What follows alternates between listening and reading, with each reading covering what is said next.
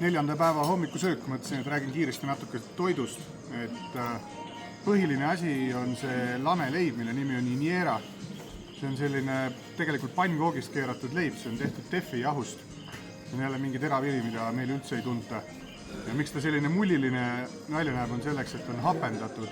Tainas mingi 2-3 päeva hapneb ja siis tehakse tast leiba. Ja sellest samast leivast tehakse roogasid ka, et siis määritakse seda mingi tomatikastmega kokku ja siis ongi toit. Ja mingi teine versioon on jällegi siin. Tihti on need päris teravad, et teravust ja vürtsi on siin köögis päris palju. Ja tavaliselt juurde natukene juurvilja ja riisi või otre. Siin on antud juhul odratangud ja ube vist näeme esimest korda. Ja muidugi kohvi. Kohvi on siin tõesti hea.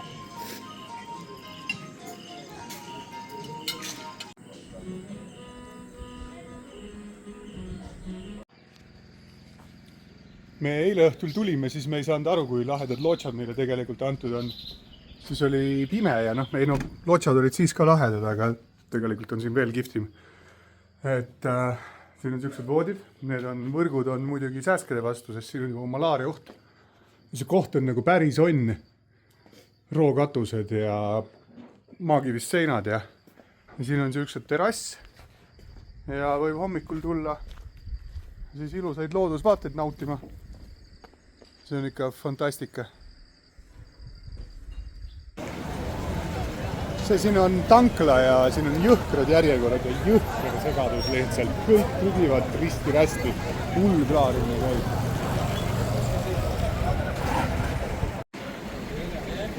Kõik tahavad kütust saada, neist tanklatest on siin puudus ja siin on räige segadus on siin tanklas lihtsalt. Meil õnneks lastakse natukene vahele.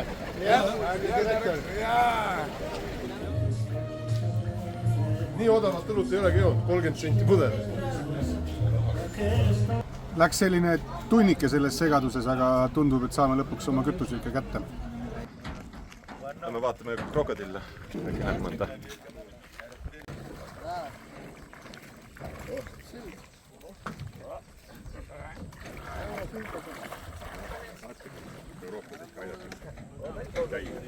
Vaatan loogu.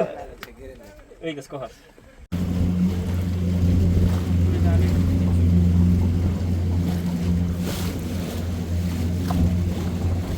Paistab, et seda jõge on mingi paisutatud, sest seda mets ja hoone tee all.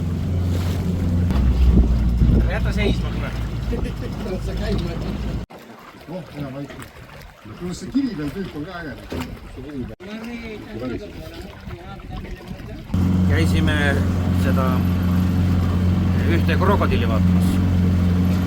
Teisi ei olnud parasjagu kodus. Aga palun. Mis asi see on? No jah. 3-kordne market tender, nagu ma soovisin siin hommikul.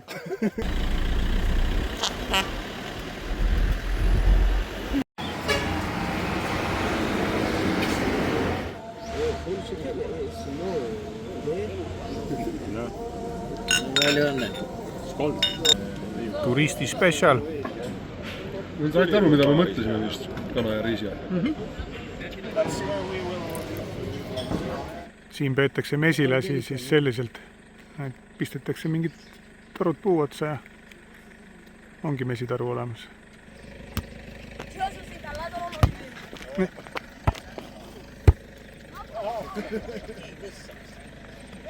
Siin järve ääres on järjest banaaniistandused ja see on siin kindlasti kõige rohkem kasvatatav kultuur ja siin praegu siis laetakse autole seda ja viiakse linna ja nagu ikka inimesi on igal pool palju.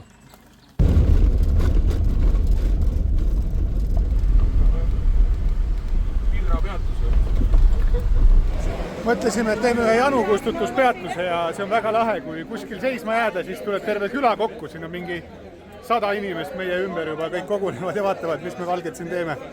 Aga kõik on sõbralikud ja siia lõuna poole tulles need inimesed on palju tumedamad, kui nad olid pealinnas.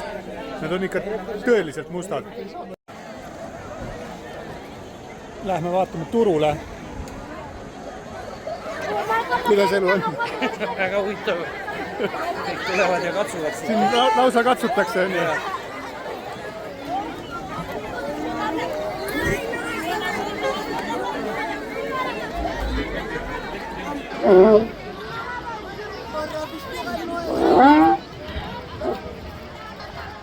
mul on tunne, et meie poisid alustasid mingit rahvaliikumist ja neil on päris palju järgijaid.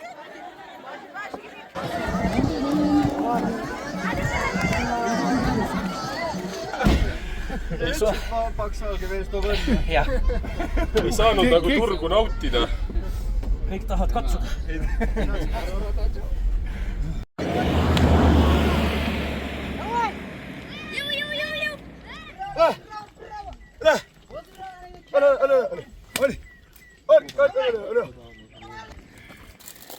No, vedas. Ja nüüd tööle.